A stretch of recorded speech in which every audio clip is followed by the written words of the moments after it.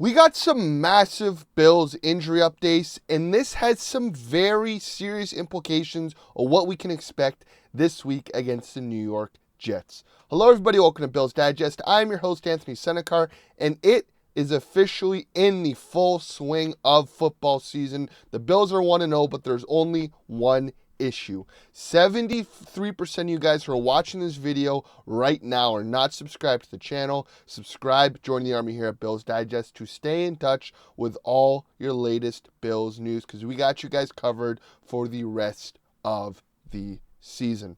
And like I said, guys, we got some massive Bills injury updates, and this has some pretty massive implications of what we can expect for week 2 against the New York Jets, as well as for the rest of the season. The Bills' Thursday injury report has officially come out, so let's take a look at that. Some pretty interesting names on this. Christian Benford was full practice on Wednesday and Thursday, so nothing too major. Same with Covington, same with Keon Coleman, Jimbo.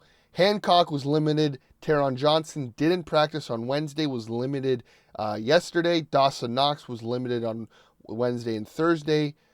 This is where it gets very interesting. Two names here that I want to talk about. Ed Oliver, who was not on the report on Wednesday but did not practice on Thursday.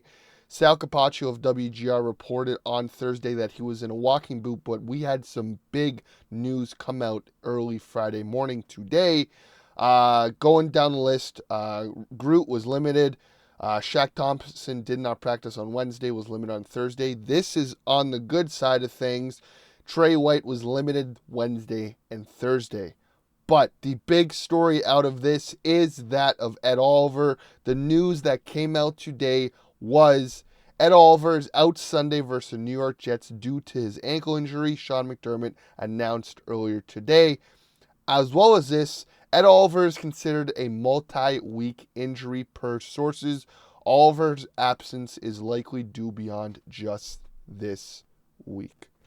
Now, that is very interesting news. When the news first broke of Ed Oliver in a walking boot, it was officially revealed today that he had someone step on his ankle on Wednesday's practice. The Bills had a fully padded Wednesday's practice, and Ed Oliver spoke about how it's tough coming into a fully padded practice right after a game on Sunday. Obviously, Sean McDermott is sending a message to the defense saying, listen, we won the game, but I am not satisfied.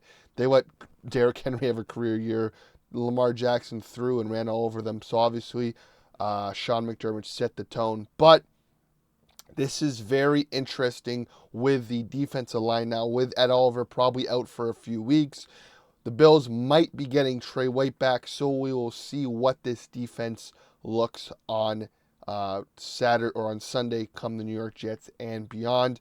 Now let's shift gears and take a look at the New York Jets injury report, because they got a big name on there as well. The big name on there was Sauce Gardner, who was limited for the New York Jets. Their all-pro caliber cornerback. So it'll be very interesting to see what happens with the Bills and with the Jets if Trey White plays for the Bills and if Sauce Gardner plays for the Jets. Two injuries on both defenses, or two injuries to look at on both defenses, both at the corner position, and the big one for the Bills with Ed Oliver out.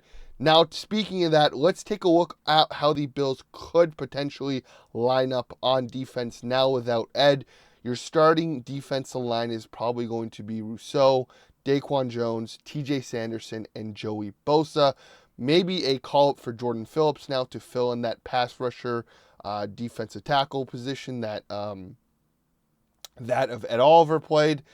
Obviously, you're going to have TB and Milano. You're going to have Taron Johnson in the nickel and Dorian Williams if we need to go base 4-3. Then Benford, Taylor Rapp, Cole Bishop, and either Trey White or Dorian Strong. Dorian Strong played pretty decent for the Bills against the Ravens. Next Gen Stats had him not allowing a single completion, but again, the Bills played a lot of zone coverage. That's how they play, and the Ravens kind of rotated who they picked on during the game. But according to Next Gen Stats, Dorian Strong did not give up a single reception. It will be big, big, big, big to have Trey White back. Then you're going to have Benford, Trey White, and Dorian Strong as a rotating guy. And going up against this Jets offense, this defense has to have a big, big game because this Jets offense had a very good outing last week against the Pittsburgh Steelers. 32 points against the Steelers, 182 rushing yards, 218 passing yards, 394 yards in the game, 50% third down percentage, 75% red zone touchdown percentage, and only a single turnover. Different from the Jets of years past, now with Justin Fields as the starting quarterback for the Jets, a brand new coaching staff with Aaron Glenn as head coach. Still familiar faces with Breece Hall and Garrett Wilson. Garrett Wilson had 95 yards receiving. Breece Hall had 100 yards rushing and some receiving yards on top of that. I believe in the past 4 games, I want to say Breece Hall has played the Bills. He has about 300 and change rushing as well as 100 and change receiving. So Breece Hall has given the Bills headaches in the past, and coming off a very bad outing against the Baltimore Ravens and Derrick Henry, it's going to be interesting to see how it turns out for the Bills now without Ed Oliver. And if you kind of look at this Jets team looks like that of a Baltimore Light. You have a passing quarterback, or a quarterback who can run in Justin Fields, who can also pass the ball. You have a very good running back in Breece Hall. You have a very good number 1 receiver in Garrett Wilson, like that of Zay Flowers. So it'll be interesting to see how the Bills can handle this offense in the New York Jets. Now, let's be honest here. If the Bills can cause some confusion for Justin Fields, he is not going to be able to pick you apart like a Lamar Jackson can. So I think the Bills have to keep Justin Fields frustrated, control the line of scrimmage, control the run game, and force Justin Fields to throw the ball and beat you with his arm.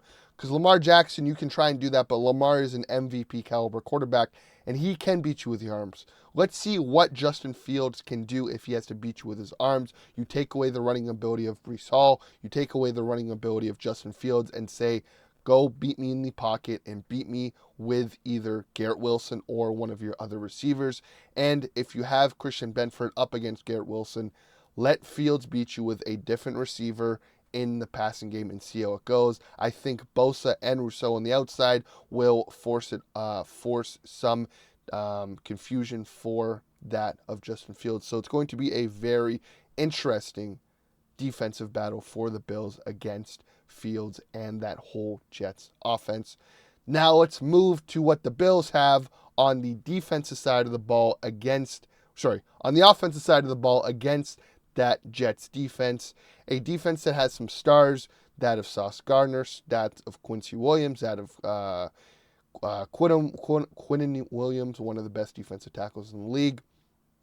Aaron Glenn in a new scheme compared to that of Robert Saleh, who had what seemed like the answer for Josh Allen. We'll see what happens with Aaron Glenn if he can contain Josh Allen and the Bills offense. So let's not forget when the Bills played Aaron Glenn last year when he was the DC of the Detroit Lions, Josh Allen had a field day, but we will see what happens if Sauce plays. And looking at the rankings, they gave up 218 yards passing against Aaron Rodgers and the Pittsburgh Steelers, 4 total touchdowns.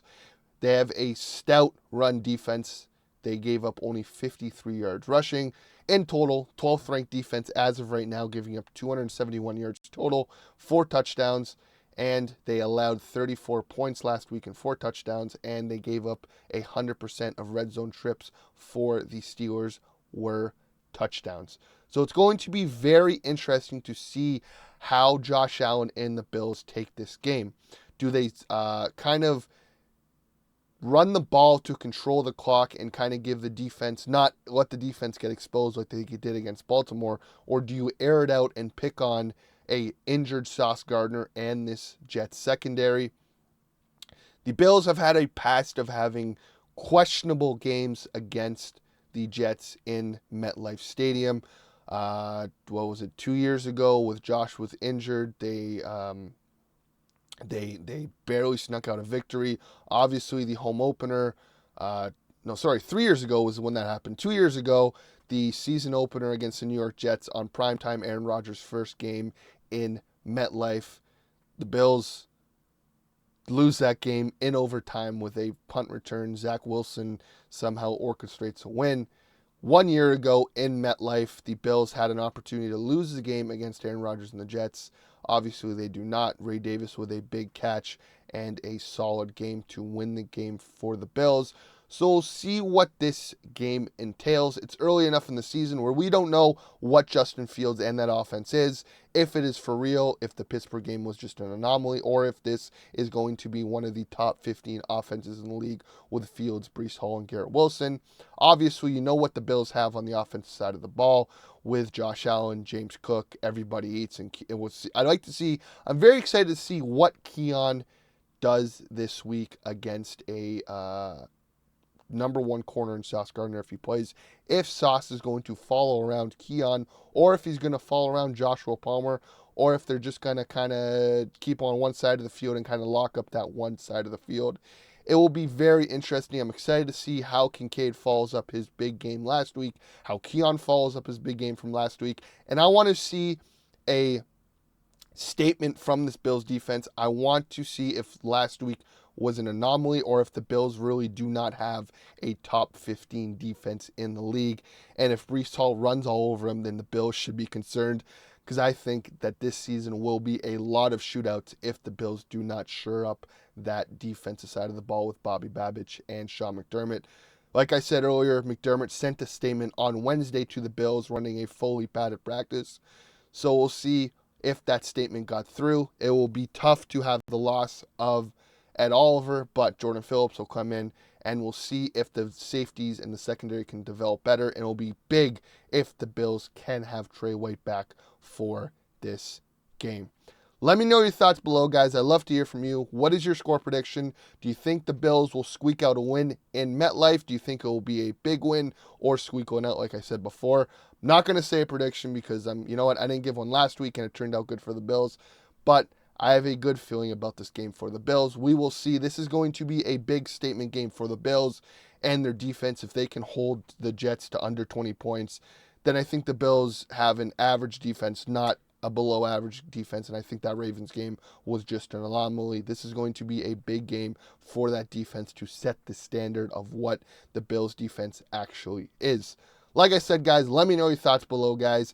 It is the full swing of the season, so subscribe. We are on the road to 1,000 subscribers. Every little bit helps. Let's get over that edge, and let's keep you guys in touch with all your latest Bills news here at Bills Digest, because we got you guys covered from wall to wall. And as always, guys, go Bills.